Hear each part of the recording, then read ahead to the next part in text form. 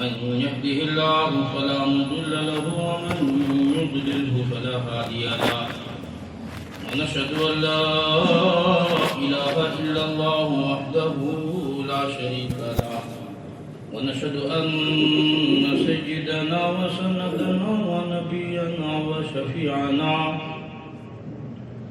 وهادينا ومرشدنا ومقوانا وملجانا ومولانا محمدا عبده ورسوله صلى الله تعالى على آله وأصحابه وأزواجه وذرياته وبارك وسلم تسليما كثيرا أما بعد فأعوذ بالله السميع العليم من الشيطان الرجيم بسم الله الرحمن الرحيم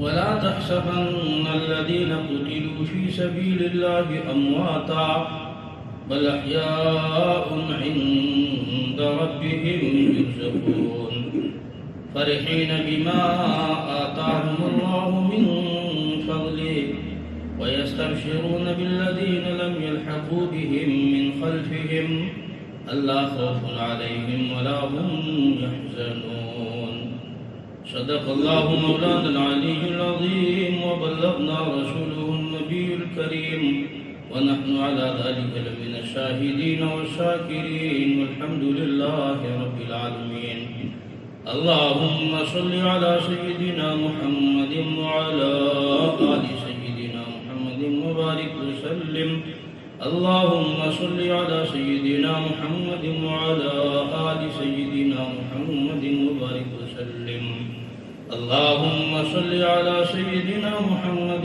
وعلى آل سيدنا محمد وبارك وسلم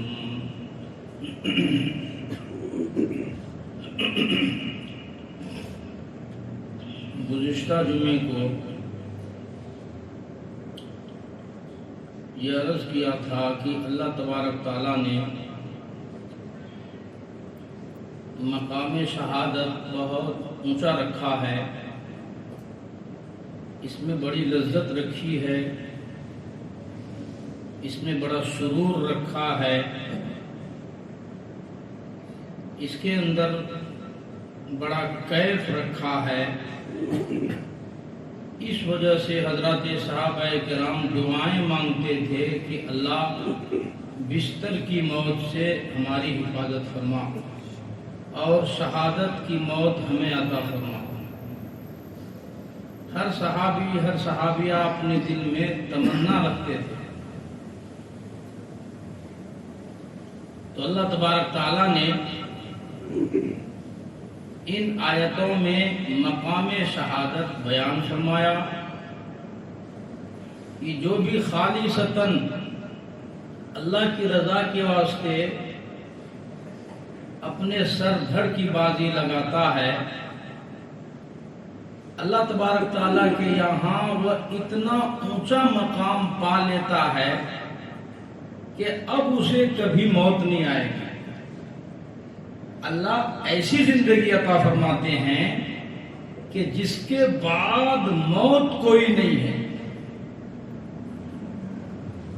اور میں گزشتہ جمعے میں بتایا تھا کہ آپ سوال کرو اللہ سے کہ اللہ آپ کہتے ہو کہ وہ ہمارے پاس زندہ ہے، ارے ہم نے اپنے ہاتھوں سے اسے دفنایا ہے، کفنایا ہے، نہلایا ہے، پھر ہم اسے مردہ کیوں نہ کہیں؟ تو اللہ تبارک تعالیٰ نے قرآن مجید میں جواب دیا، بل احیاء ولکن لا تشعرون، ہیں وہ زندہ لیکن تمہیں اس کی سمجھ نہیں ہے، تم ان کی زندگی نہیں سمجھ سکتے بابا۔ اب جس کو اللہ کہے نہیں سمجھ سکتے تو کوئی دنیا میں کہہ سکتا کہ میں زیادہ سمجھدار ہوں؟ بس تسلیم کرنا پڑے گا کہ ان کی زندگی ایسی بن گئی، اب موت نہیں آئے گی قیامت تک۔ پھر اور سوال کرو، چلو تسلیم کر لیا ہم نے کہ اللہ وہ زندہ ہے، تو زندہ ہونے کے بعد وہ کھاتے کہاں ہیں، پیتے کیسے ہیں؟ گزشتہ جمعے کو میں نے اس کا بھی آپ کو جواب دیا تھا۔ قرآن کہتا بل احیاء عند ربہم یرزقون، وہ زندہ بھی ہیں اور وہ میرے پاس کھاتے بھی ہیں پیتے بھی ہیں۔ یہ قرآن کریم ہے جو میں آپ کو پڑھ کے سنا رہا ہوں، بل احیاء عند ربہم یرزقون، قرآن کہتا ہے وہ زندہ ہیں، ٹھیک ہے، وہ ہوٹلوں میں نہیں کھاتے، بیوی کا ہاتھ کا پکا ہوا نہیں کھاتے، بہن نہیں کھلاتی، بیٹی کا پکا ہوا نہیں کھا رہے ہیں، لیکن وہ میرے پاس کھا رہے ہیں، میں خدا ان کا میزبان اور شہید میرے مہمان ہیں، میں خود کھلاتا ہوں ان کو۔ قرآن مجید نے اور وضاحت فرمائی تاکہ شک شبہ نہ رہے۔ اچھا اللہ چلو آپ کہہ رہے ہم مان لیے، بل احیاء وہ زندہ بھی ہیں، عند ربہم یرزقون وہ کھاتے بھی ہیں پیتے بھی ہیں، آپ ان کو کھلاتے بھی ہو پلاتے بھی ہو، چلو مان لیا، لیکن کہیں ان کی زندگی ایسی تو نہیں، کیونکہ کھانا تو جیل میں بھی ملتا ہے، کھانا تو قیدیوں کو بھی ملتا ہے، کھانا تو جیل میں بھی ملتا ہے، تو ایسی ذلت کا رزق تو نہیں ہے، کھانا تو بھکاریوں کو بھی ملتا ہے، تو ایسی تو زندگی ان کی نہیں ہے۔ قرآن کہتا نا اور آگے سنو، بل احیاء عند ربہم یرزقون، قرآن کہتا کہ فرحین، ان کو میں نے آزاد نہیں کر رکھا ہے، وہ میرے پاس، ان کو میں نے پابند بنا نہیں رکھا ہے، ان کو میں نے جیل میں ڈال کے نہیں رکھا ہے، فرحین وہ میرے پاس آزاد ہیں اور بہت زیادہ خوش ہیں، میرے پاس بہت خوش ہیں، اتنے کہ وہ تیرے پاس اتنے خوش نہیں تھے، بیوی کے پاس اتنے خوش نہیں تھے، اولاد کے ساتھ وہ اتنے خوش نہیں تھے، رشتہ داروں کے ساتھ وہ اتنے خوش نہیں تھے، دوستوں کے ساتھ اوروں کے ساتھ اتنے وہ خوش نہیں تھے جتنے وہ یہاں میرے پاس خوش ہیں، اور وہ کچھ کہنا چاہتے ہیں تم سے وہ سنو، فرحین وہ میرے پاس بہت خوش ہیں، یستبشرون بالذین لم یلحقوا بہم، اس کے بعد وہ کہتے ہیں کہ اللہ آپ نے جو زندگی ہمیں دی ہے، جو یہاں نعمتیں ہیں، ہمارے ساتھ جو انعام ہے، ہمارے ساتھ جو اکرام ہے، جو زندگی ہماری یہاں ہے، جو کیف ہے، جو مزہ ہے، جو سرور ہمیں یہاں ملا، یستبشرون ہماری زندگیوں کی خبر آپ ہمارے پیچھے ہماری اولاد کو، دوستوں کو، رشتہ داروں کو، فرحین بما آتاہم اللہ من فضلہ ویستبشرون بالذین لم یلحقوا، ہمارے پیچھے تمام کائنات کے مسلمانوں کو ہماری اس زندگی کے بارے میں خبر دے دیں تاکہ وہ بھی بستر کی موت سے بچ کر شہادت کی موت کی تمنا کریں۔ یہ گزشتہ جمعے کا میں نے ضمیمہ اور تتیمہ عرض کیا تھا اور بتلایا تھا کہ پروردگار نے بہت اونچا مقام رکھا ہے، اور اتنا اونچا کہ ہم میں سے کوئی سمجھ نہیں سکتا ہے۔ اس وجہ سے میں نے کہا تھا کہ ان کے یہاں بڑے کچھ سوچے جاتے تھے اور بڑا ان کے یہاں پلان بنتا تھا، آج تو ہمارے یہاں سوچ بچار کا مادہ ہی ختم ہو گیا، بھائی صاحب ختم ہو گیا۔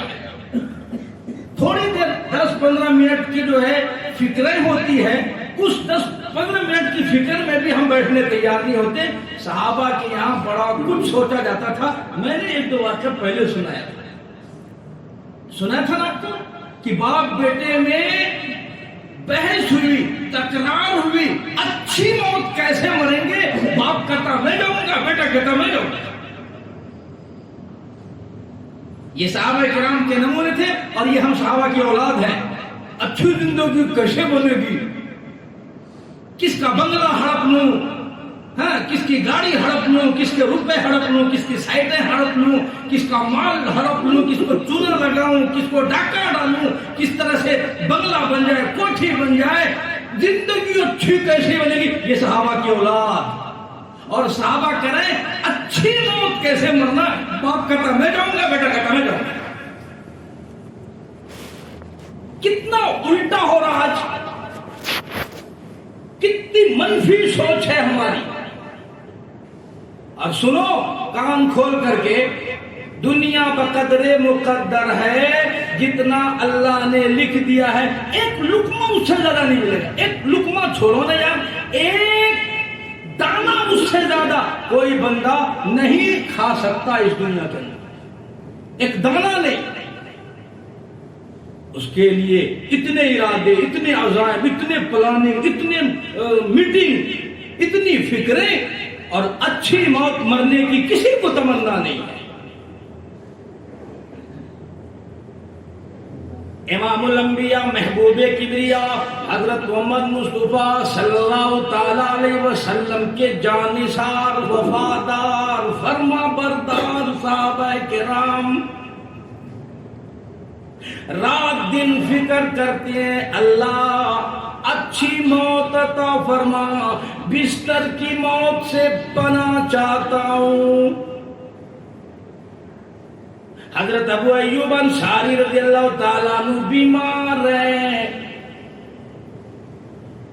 مجاہدین جہاد کے لیے جا رہے ہیں. حضرت ابو ایوب فرماتے ہیں مجھے بھی ساتھ لے چلو. کہا جہاد میں جوان مردوں کا کام ہے، بہادروں کا کام ہے، وہاں بیمار کا کیا کام ہے.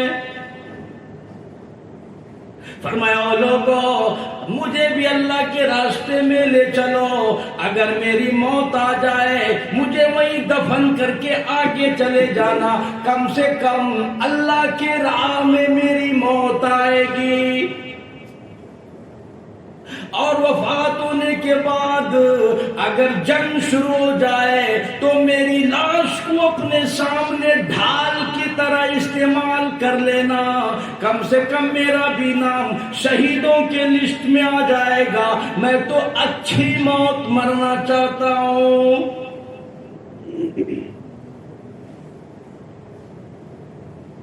اسی لیے تمام صحابہ کرام، صحابیات، تمام کے تمام اللہ والے ہر وقت اللہ سے دعا کرتے تھے الہ العالمین اچھی موت عطا فرما، شہادت کی موت عطا فرما.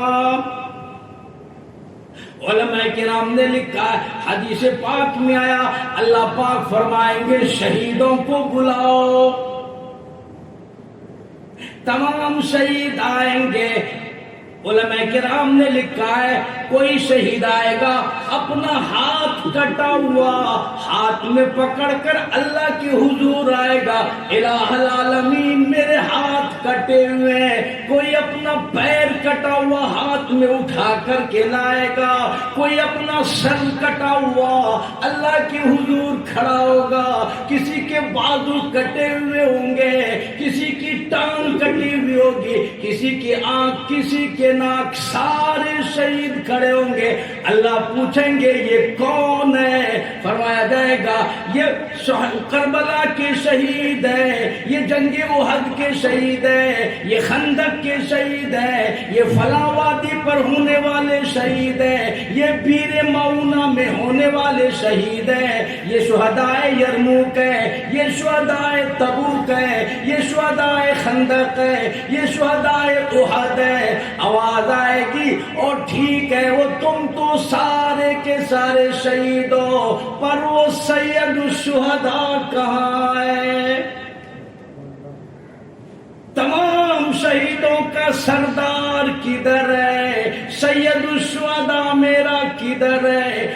آج اللہ نے ترازو تمہارے ہاتھ میں نہیں دے رکھا، جس کا مرتبہ چاہو بلند کر دو، جس کا چاہو گرا دو. محرم کی 10ویں تاریخ میں خوب شہداء کی عظمت بیان کیا جاتا ہے، سیدنا امام حسین کی عظمتوں کو کہا جاتا ہے، لیکن جس کو میرے تیرے نبی ساری کائنات کے نبی نے فرمایا سید الشہداء حمزہ، آج اس کا کوئی نام لینے والا نہیں، اس کا کوئی تذکرہ نہیں. یہ ہماری غلطی ہے، ہم نے تمہیں کبھی سید الشہداء امیر حمزہ رضی اللہ تعالیٰ عنہ کو شہادت کبھی بیان نہیں کیا، مقام نہیں بتایا۔ امیر حمزہ حضور صلی اللہ علیہ وسلم کے چچا ہے، ان کی وفات نہ بتائی، تاریخ نہ بتائی، ان کا مقام نہ بتایا۔ آج دوسروں کو اچھالا جاتا ہے، امیر حمزہ کی شہادت کو پسے پوچھ ڈالا جاتا ہے۔ خدا کی قسم علماء نے لکھا ہے اگر کربلا کے شہید کا مقام بیان کیا گیا اور حضور کے چچا کا مقام بیان نہ کیا گیا قطعاً جائز نہیں ہو سکتا۔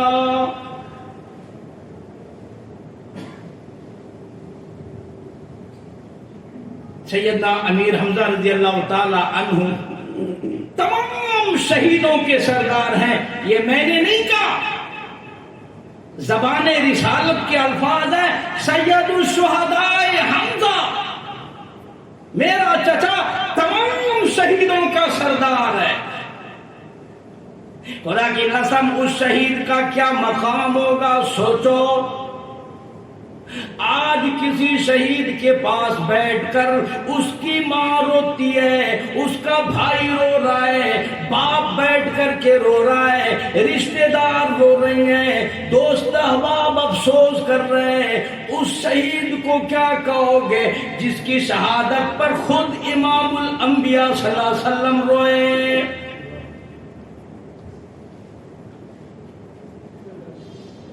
بڑا عجیب مقام ہے، بڑا اونچا مقام ہے سیدنا امیر حمزہ رضی اللہ تعالیٰ عنہ کو، اور کس شان سے اسلام لائے، کس شان سے دین قبول کیا، ذرا توجہ کرو گے، توجہ کرنا۔ حضور پاک صلی اللہ علیہ وسلم حرم میں محترم میں بیٹھتے ہیں، حرم میں بیٹھ کے، اس حرم میں جہاں ایک مچھر کو مارنا جائز نہیں ہے، چونٹی کو مارنا جائز نہیں ہے، اس حرم میں کسی ادنا مخلوق کو تکلیف دینا جائز نہیں ہے۔ آپ صلی اللہ علیہ وسلم کچھ سوچ رہے بیٹھے ہوئے حرم محترم میں، ادھر سے ابو جہل آیا، سامنے سے ابو جہل آیا، اور آ کر کے ابو جہل نے چھیڑخانی کی، محمد کیا سوچ رہے ہو، کیا اسکیم بنا رہے ہو، ہمیں ختم کرنے کا پلان ڈال رہے ہو، ہمیں مارنے کا اسکیم سوچ رہے ہو، میٹنگیں کر رہے ہو، کیا کر رہے ہو، کیا سوچ رہے ہو، کچھ بتا۔ امام الانبیاء محبوب کبریا حضرت محمد مصطفیٰ صلی اللہ تعالی علیہ وسلم نے ذرہ برابر بھی توجہ نہ دی، ابو جہل کی بات کا جواب نہ دیا۔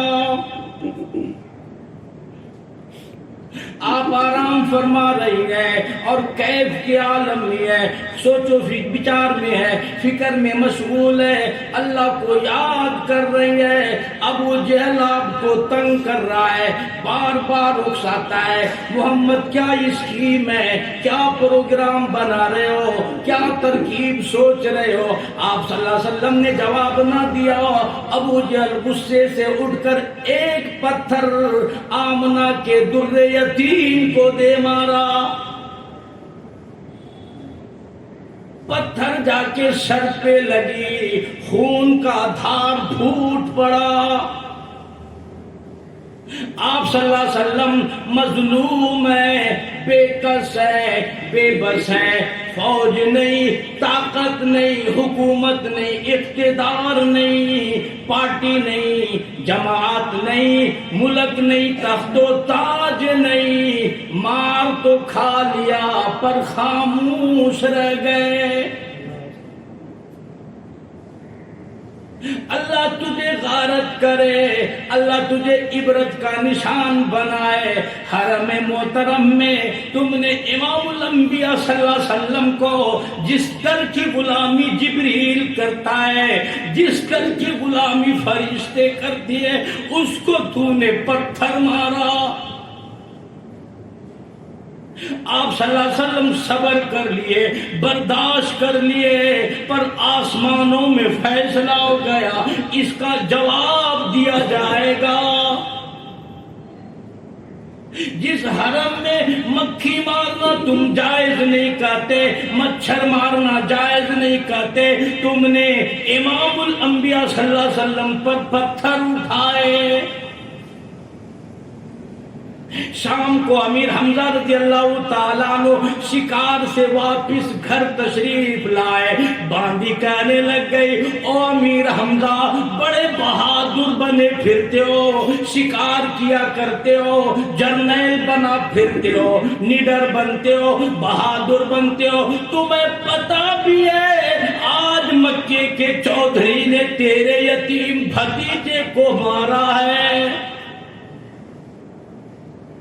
تیرے یتیم بھتیجے کا سر پھاڑ دیا، لہو لہان کر دیا، حرم محترم کو ناپاک کر دیا، آج تیرے مظلوم بھتیجے پر ابو جہل نے پتھر مارا۔ سیدنا امیر حمزہ رضی اللہ تعالیٰ عنہ سن کر برداشت نہ کرے، برداشت نہیں کر سکے، تیر کمان ہاتھ میں تھی، سیدھا حرم میں پہنچ گئے، دیکھا ابو جہل بیٹھ کر کیے، پیچھے سے جا کر کمان ماری، سر پھوڑ دیا اور کہنے لگا ابو جہل تم نے میرے بھتیجے کو غریب سمجھ رکھا ہے، یتیم سمجھ رکھا ہے، بے کس بے بس لاچار مجبور سمجھ رکھا ہے، بے وارثی سمجھ کر کے تو نے میرے بھتیجے کو مارا، خدا کی قسم جب تک میں زندہ ہوں تم آنکھ اٹھا کر کے بھی میرے بھتیجے کی طرف نہیں دیکھ سکتے۔ ماری کمان، سر پھوڑ دیا اور واپس آئے اور آ کر کے اپنے بھتیجے سے ملے، محمد غم نہ کیجیے، ہم تمہارے چچا ہیں، ہم تمہارے ساتھ ہیں، میں نے بھی ابو جہل کا سر پھوڑ دیا ہے، میں نے بدلہ لے لیا، میں نے اس کی عقل ٹھکانے لگا دی، اگر آئندہ اس نے تیری طرف آنکھ اٹھائی میں خدا کی قسم اس کی آنکھیں نوچ لوں گا، غم نہ کرو، مجھ سے خوش ہو جاؤ، راضی ہو جاؤ، میں نے تمہارا بدلہ لے لیا۔ سیدنا امیر حمزہ رضی اللہ تعالیٰ عنہ کو خون کا جوش آیا، ابھی کلمہ نہیں پڑھے، ابھی مسلمان نہیں ہوئے ہیں، ابھی اسلام نہیں لائے، ابھی قرآن نہیں پڑھے، ابھی نمازیں نہیں پڑھی تھی، لیکن عشق تھا، محبت تھی، عقیدت تھی، بھتیجے کے دل میں عظمت تھی۔ اللہ تبارک تعالیٰ نے ایمان کا فیصلہ فرمایا، تم پڑھے لکھے حاجی، نمازی، قرآن پڑھنے والے، نماز پڑھنے والے، درود پڑھنے والے، اگر دلوں میں نبی پاک صلی اللہ علیہ وسلم کی عظمت محبت نہیں ہے، رب ذوالجلال کی قسم کبھی کامیابی نہیں ملے گی اور کبھی منزل کو نہیں پہنچ پاؤ گی۔ امیر حمزہ کے دل میں ابھی ایمان نہیں ہے، قرآن نہیں، اسلام نہیں، تیرے دل میں دعویٰ کرتے ہو قرآن ہے، اسلام ہے، نماز ہے، سب کچھ ہے، لیکن پھر بھی کامیابی نہیں، ذلت ہی ذلت، رسوائی رسوائی، اس سے پتا چلتا ہے اندر کھوٹا ہے، کھوٹا، کھڑے نہیں ہوئے ابھی۔ امیر حمزہ کھڑا تھا، ظاہر کچھ باطن کچھ، آج ہمارا ظاہر ٹھیک ٹھاک ہے اور باطن اللہ کو۔ امیر حمزہ رضی اللہ تعالیٰ عنہ نے بار بار اصرار کیا، او میرے بھتیجے کیا تو خوش نہیں ہوا؟ میں نے تو تیرا بدلہ لے لیا، میں نے تمہار کا بدلہ وصول کر لیا، اس کا سر پھوڑ دیا، میں نے بھی اس کا سر زخمی کر دیا، تجھے غم کرنے کی کوئی بات نہیں، تیرا بھتیجا تیرے ساتھ ہے، اب تو راضی ہو جا، اب تو مان جا۔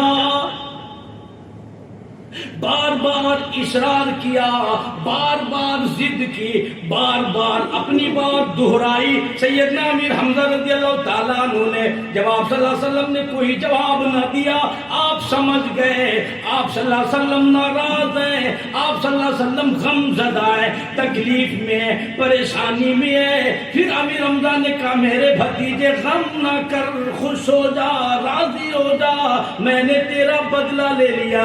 آپ صلی اللہ علیہ وسلم فرمانے لگ گئے، او میرے چچا، آپ کو کیا بتلاؤں، میں دنیا میں بدلہ لینے نہیں آیا، میں دنیا میں انتقام لینے نہیں آیا، میں تو دنیا میں اس لیے بھیجا گیا ہوں لوگ مجھے پتھر مارے میں معاف کرتا جاؤں، لوگ مجھے تکلیف دیں میں معاف کرتا چلا جاؤں، لوگ مجھے گالیاں دیں، اونٹ کی اوجڑیاں ڈال دیں، لوگ مجھے زخمی کریں، لوگ مجھے برا بھلا کہیں، میں تو ساری کائنات کے لیے رحمت بنا کر کے بھیجا گیا ہوں۔ فرمایا وما ارسلناک الا رحمتا للعالمین، اللہ نے مجھے اپنوں کے لیے بھی، غیروں کے لیے بھی، دوستوں کے لیے بھی، دشمنوں کے لیے بھی، ساری کائنات کے لیے پروردگار نے مجھے رحمت بنا کر کے بھیجا۔ میرا بہت بڑا دل ہے، رب ذوالجلال کی قسم میں نے اسے معاف کر دیا، میں بدلہ لینے نہیں آیا، انتقام لینے نہیں آیا۔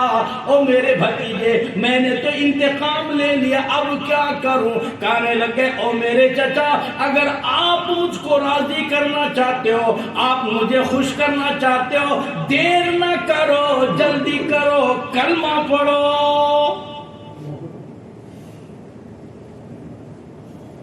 میں اس طرح شرک سے کبھی راضی نہیں ہو سکتا، کفر سے راضی نہیں ہو سکتا، بددینی میرے پاس نہیں چلتی ہے۔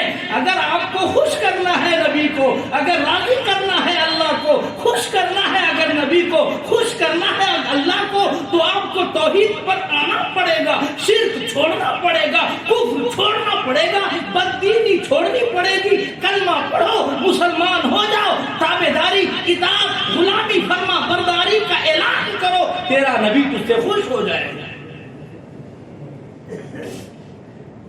عقیدت پہلے تھی، محبت پہلے سے تھی، چنگاری اندر پہلے بھری ہوئی تھی، ماچس کی تلی میں رگڑ لگاؤ، مسالہ پہلے سے تیار ہوتا ہے، رگڑ لگی تو روشن ہو جاتا ہے، چمکدار ہو جاتا ہے اور سارے گھر کو اجالا کر دیتا ہے۔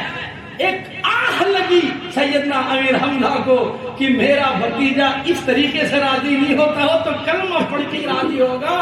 کلمہ پڑھے، مسلمان ہوئے، دنیا جانتی ہے کہ اسلام لانے سے پہلے بھی غلامی کرتے تھے، فرما برداری کرتے تھے، اسلام لانے کے بعد وہ غلامی کی ہے، وہ فرما برداری کی ہے، وہ وفاداری کی ہے، وہ قربانی کی ہے، وہ شہادت پیش کیا ہے کہ ان کی شہادت کے بعد بھی ہر وقت محمد الرسول اللہ صلی اللہ علیہ وسلم اپنے چچا کو یاد کر کر کے رویا کرتے تھے۔ آج دل کے اندر غلامی کا جذبہ نہیں، فرما برداری کا جذبہ نہیں، دین پر چلنے کا شوق نہیں، ذوق نہیں، حضور کی سنتوں سے محبت نہیں، آپ کے عادت اخلاق سے محبت نہیں، سیرت اچھی نہیں، صورت اچھی نہیں، اس لیے آج ساری دنیا میں مسلمان ذلیل۔ سیدنا امیر حمزہ رضی اللہ تعالیٰ عنہ کلمہ پڑھ کر مسلمان ہو گئے، وفاداری، فرما برداری، غلامی کا وہ نمونہ پیش کیا۔ آسمان نے کبھی ایسی مخلوق نہیں دیکھی، زمین میں ایسی کوئی جماعت آج تک پیدا نہیں ہوئی جو اپنے نبی کی اتنی غلامی کرتا ہو، اتنی فرما برداری کرتا ہو، اس قدر جان نثاری دکھائی ہو۔ آسمان نے آج تک صحابہ کرام جیسی غلامی کبھی نہیں دیکھی۔ پہلا جنگ کا موقع آیا، جنگ بدر آیا، سیدنا امیر حمزہ رضی اللہ تعالیٰ عنہ موجود ہے۔ جنگ بدر میں سیدنا امیر حمزہ رضی اللہ تعالیٰ عنہ نے جرت کے ساتھ، ہمت کے ساتھ، بہادری کے ساتھ مقابلہ کیا۔ حارث تیمی کہتی ہے امیر حمزہ رضی اللہ تعالیٰ عنہ کو میں نے دیکھا شتر مرغ کے پر کا ایک جھنڈا بنایا ہوا ہے، جس طرف کو جاتی ہیں صفیں پلٹ جاتی تھی۔ بڑے سے بڑا جرنیل آتا، بڑے سے بڑا بہادر آتا اور وہ للکارتا، امیر حمزہ رضی اللہ تعالیٰ عنہ جا کر ان کا مقابلہ کرتے۔ جنگ بدر میں بے انتہا مقابلہ کیا، شجاعت کی، بہادری کی، ہمت دکھائی، جس کی ہمتوں کو دیکھ کر امام الانبیاء محبوب کبریا حضرت محمد مصطفیٰ صلی اللہ تعالیٰ علیہ وسلم نے خطاب کیا، اسد اللہ و اسد رسولی، میرا چچا پروردگار عالم کا بھی شیر ہے، میرا بھی شیر ہے۔ امام الانبیاء صلی اللہ علیہ وسلم نے اپنے چچا کو بہادری دیکھ کر کے خطاب دیا، میرا بھی شیر، میرے پروردگار کا بھی شیر ہے میرا چچا۔ چنانچہ جنگ احد میں 70 کافر مارے گئے اور 70 کے 70 قیدی بنا کر کے لائے گئے۔ مکے میں کوہرام مچ گیا، ہنگامہ ہو گیا۔ جب تک امیر حمزہ کو ٹھکانے نہیں لگاؤ گے اس وقت تک بات تو بنے گی نہیں۔ اسی جنگ میں، جنگ احد میں، ہندا کا باپ، ہندا کا بھائی، ہندا کا چچا، ہندا کا اور رشتہ دار، سب کے سب کو تنے تنہا امیر حمزہ نے سیدھا جہنم میں بھیج دیا۔ ہندا مکے میں جا کے روئی، ارے امیر حمزہ نے میرے خاندان کو مکا دیا، صاف کر دیا، تم بدلہ لینے کی تیاری کرو۔ قریش نے، مکے والوں نے چندہ اکٹھا کیا، اونٹ جمع کیے، سواری جمع کیے، سواریاں جمع کیے، سوار جمع کیے، گھوڑے جمع کیے، تلوار جمع کیے، غلاموں سے آزادی کا وعدہ کیا اور بڑے بڑے انعامات رکھے۔ اس پر سیدنا امیر حمزہ رضی اللہ تعالیٰ عنہ پر ہندا نے انعام رکھا کہ جو کوئی ان کا سر قلم کرے گا اس سے آزادی کا وعدہ کرتی ہوں اور اس سے بڑے بڑے انعام کا وعدہ کرتی ہوں۔ ان کے یہاں بہت کچھ سوچا جاتا ہے۔ آج ہمارے یہاں سوچ بچار کا مادہ ہی ختم ہے، سمجھ میں نہیں آتا، کوئی پلاننگ نہیں ہے، کوئی سوچ نہیں ہے، کوئی فکر نہیں ہے، آخرت کا کوئی مسئلہ نہیں ہے۔ ہم تو 1 منٹ میں شرک کر بیٹھتے ہیں اپنے آپ کو، 1 منٹ کے اندر اپنے اعمال کو ضائع اور برباد کر دیتے ہیں۔ صحابہ کرام ہر وقت اس پر نظر رکھتے تھے، حبطت اعمالہم، حبطت اعمال، ہمارے عمل کسی طرح سے باطل نہ ہو جائے، ضائع نہ ہو جائے، برباد نہ ہو جائے۔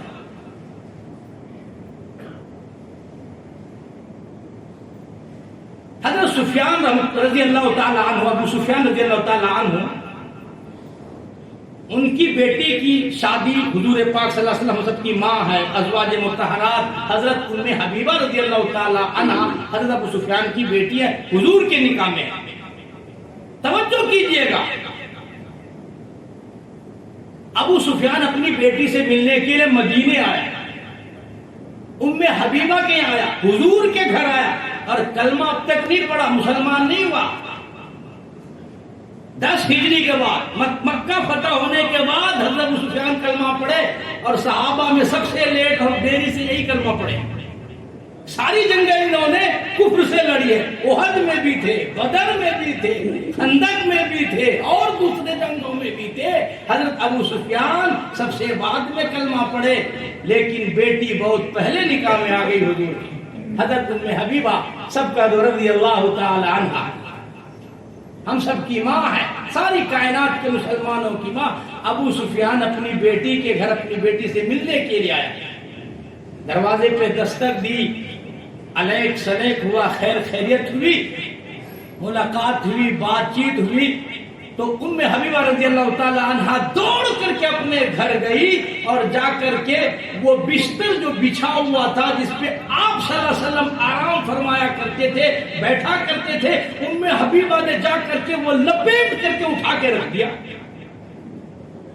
ابو سفیان کہنے لگا کہ بیٹی بڑی گستاخ ہو گئی ہو، باپ تمہارے گھر آیا، اتنا دور سے آیا، مہمان بن کر کے آیا، لوگ اپنے باپ کے لیے بستر بچھاتے ہیں، چادریں بچھائی جاتی ہے، بیڈ شیٹ بچھائے جاتے ہیں، بیٹھنے کا انتظام کیا، اس گھر میں آنے کے بعد تو بے ادب ہو گئی، گستاخ ہو گئی ہے، باپ بجائے بستر لپیٹ کر کے اٹھا کر کے رکھ دیا.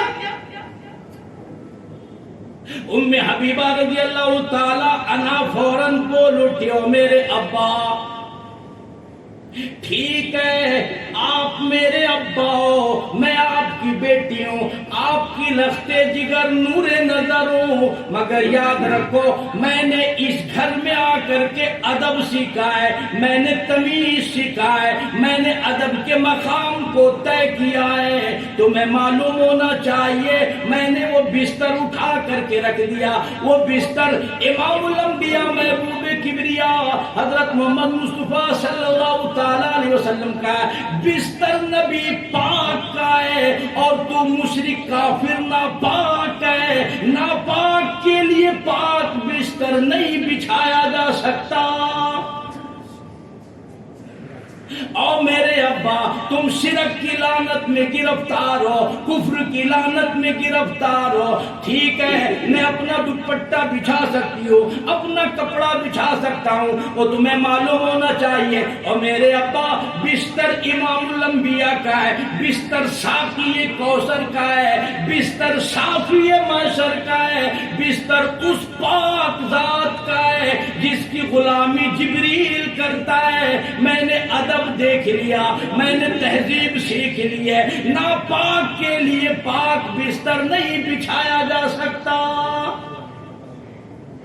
کوئی لحاظ نہ کیا، پہلے کلمہ پڑھو، شرک سے توبہ کرو، کفر سے توبہ کرو، بددینی سے توبہ کرو، ورنہ کوئی لحاظ نہیں کیا جا سکتا.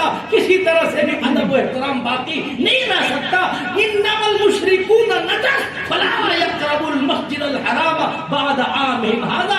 شرک ایسی لعنت ہے، اللہ نے کہا مشرک کی بخشش کبھی نہیں ہو سکتی. رمضان میں نہیں، شب قدر میں نہیں، شب برات میں نہیں، جمعے میں نہیں، عید میں نہیں، بقرعید میں نہیں، مشرک کی بخشش کبھی نہیں ہو سکتی. اس کا کیا لحاظ اور تمیز کروں میں؟ اس لیے میں نے بستر اٹھا کر کے رکھ دیا. اس بستر پر مشرک کو نہیں بٹھایا جا سکتا. آج تو ہم سارے مسئلے میں گزارا کر لیتے ہیں بول کر کے، صاف چلتا ہے یا سب کچھ ہوتا ہے. لو نتیجہ اللہ تبارک تعالیٰ جزائے خیر عطا فرمائے. حضرات صحابہ کرام، صحابیات، تابعین، انہوں نے کبھی کسی حال میں بھی دین کو پیٹھ دکھایا نہیں، سمجھوتا کیا ہی نہیں ہے. صحابہ کے یہاں سر دینا آسان تھا، شرک اور شرک کی بات کرنا مشکل تھا، بہت مشکل. صحابہ کی گردنیں اڑا دینا بہت آسان تھا، لیکن کسی معاملے میں اللہ اور اس کے رسول صلی اللہ علیہ وسلم کی توہین کسی قیمت پر گوارا نہیں تھا. اس کے لیے صحابہ نے جان کی قربانی دی، گھر کی قربانی دی، مال کی قربانی دی، اپنا آخری خون کا قطرہ تک بہایا، لیکن سمجھوتا کبھی نہیں کیا. اللہ ایسا ایمان نصیب فرمائے، اللہ جذبہ نصیب فرمائے، شوق نصیب فرمائے، اللہ دلوں میں محبتیں نصیب فرمائے، امنگیں نصیب فرمائے. خدا کی قسم جب تک دنیا کی محبت دل سے جائے گی اللہ رسول کی محبت نہیں آتی. یار دل میں ایک ہی، سینے میں ایک ہی دل ہے، اسے دنیا کو دو یا اللہ کو دو، یہ ہے اللہ کے لیے. اللہ پر قربان کرنا سیکھو، اپنے دل کو اللہ کے حوالے کرو، صاف کرو، شفاف کرو، دل کو اپنے پروردگار کے حوالے کرو. پھر دیکھو زندگی کتنی آسان ہو جاتی ہے. صحابہ کرام کی زندگی اتنی، کبھی صحابہ نے شکوہ شکایت نہیں کی مجھے جو ہے فلاں برانڈ کے کپڑے نہیں ملے. کسی صحابی نے شکایت نہیں کی فلاں برانڈ کے جوتے نہیں ملے. کسی صحابی کو کبھی شکایت نہیں ہوئی فلاں برانڈ کے ہمیں جو ہے صوفہ نہیں ملا، فلاں برانڈ کے ہمیں گھر نہیں ملے، مکان نہیں ملے. دنیا ان کے پاس تھی یا نہیں تھی، تنگ پھر بھی نہیں ہوئے، لیکن جنت ان کی پکی تھی. فرمایا رضی اللہ عنہم ورضوا عنہ، اپنا سب کچھ اللہ کا قربان کر دیا اور ہمیشہ کے لیے وہ لوگ ابد الآباد کے لیے زندہ ہو گئے. قرآن کہتا بل احیاء عند ربہم یرزقون. اللہ ایسا جذبہ نصیب فرمائے، شوق نصیب فرمائے. ہم تمام کو اللہ کہنے